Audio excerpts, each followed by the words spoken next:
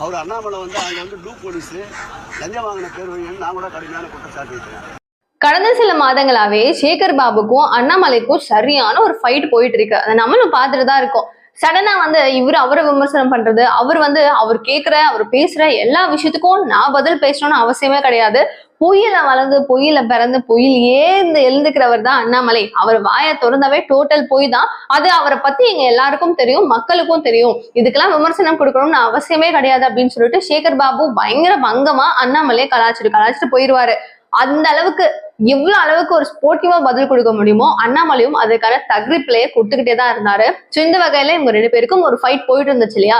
இந்த ஒரு கேப் அப்படியே போயிட்டு இருக்கும் போது இப்போ வந்து பாத்தீங்கன்னா அந்த மும்மொழி கொள்கைக்காக ஒரு ஆதரிக்கும் வகையில திருச்சியில ஒரு கூட்டம் வந்து நடத்தப்பட்டுச்சு பிஜேபி சார்பில். ஸோ அதுக்கு அண்ணாமலை அவர்கள் பிரஸ் மீட்ல அவர் பேசுற ஒரு விஷயம் என்ன அப்படின்னா, டிஎம்கேல நிறைய வந்து ரவுடிஸ் தான் இருக்காங்க, அதுவும் சரித்திர பதிவேடுல வந்து ஒரு முதல் சாதனையெல்லாம் படைத்த நபர்கள் அப்படின்னு பார்க்கும்போது அந்த ஒரு வரிசையில சேகர் பாபுவும் இருக்காரு அப்படின்னு சொல்லிட்டு இந்த ஒரு விஷயம் சொல்லியிருந்தாரு. சென்னையில ரவுடி சீட்டர் ரவுடி சரித்திர பதிவேட்டுல பெயர் இருந்த ஒருவர் அறநிலைத்துறையினுடைய அமைச்சர். இவங்கெல்லாம் அமைச்சர்களா இருந்தா தமிழ்நாடு விளங்குமா அப்படின்ற ஒரு கேள்வியும் சேர்த்து கேட்ட காரணத்தினால பல விதமான விஷயங்கள் டிஎம்கே மேல அவர் திணிச்சாரு, சொன்னாரு, திட்டினாரு.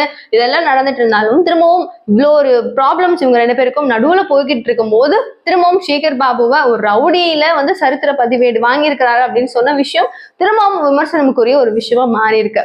இதனால எல்லாரும் என்ன பண்ணுவாங்க, நீங்க இப்படி சொல்லலாம், நீங்க சொன்னது சரியா, நீங்க சொன்னது ரொம்ப தப்பு, ஒரு அமைச்சரா இருக்கிற ஒரு மனுஷன் நீங்க இப்பெல்லாம் பேசலாமா அப்படின்னு சொல்லிட்டு திரும்பவும் அவர் மேல விமர்சனங்கள் குதிவிக்கதான் போயிட்டு இருக்கு. ஸோ இப்ப டிஎம்கே வந்து ஆட்சியில இருக்காங்க அப்படின்னாலும் 2026 எலெக்ஷன்ல நாங்க ஷோரா வருவோம்.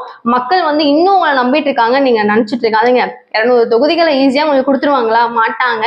ஸ்ட்ராங்கா நாங்க வருவோம், நாங்க வந்ததுக்கு அப்புறம் எங்களோட ரூலிங்க பாருங்க அப்படின்லாம் சொல்லிட்டு கால்களை தூக்கி விட்டு பேசிட்டு இருக்காரு.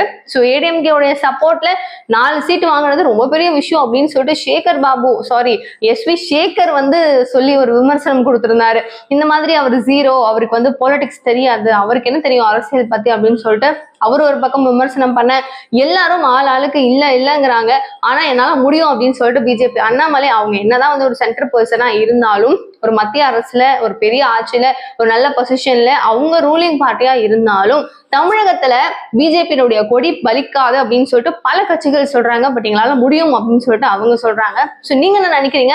ஒரு மக்களா என்ன நினைக்கிறீங்க? அந்த பிஜேபி அப்படின்றத தாண்டி அண்ணாமலையினுடைய சப்போர்ட்டர்ஸ் பல பேர் இருக்காங்க நான் நினைக்கிறேன். ஸோ நீங்க என்ன நினைக்கிறீங்க அப்படின்றத கமெண்ட் பாக்ஸ் சொல்லுங்க.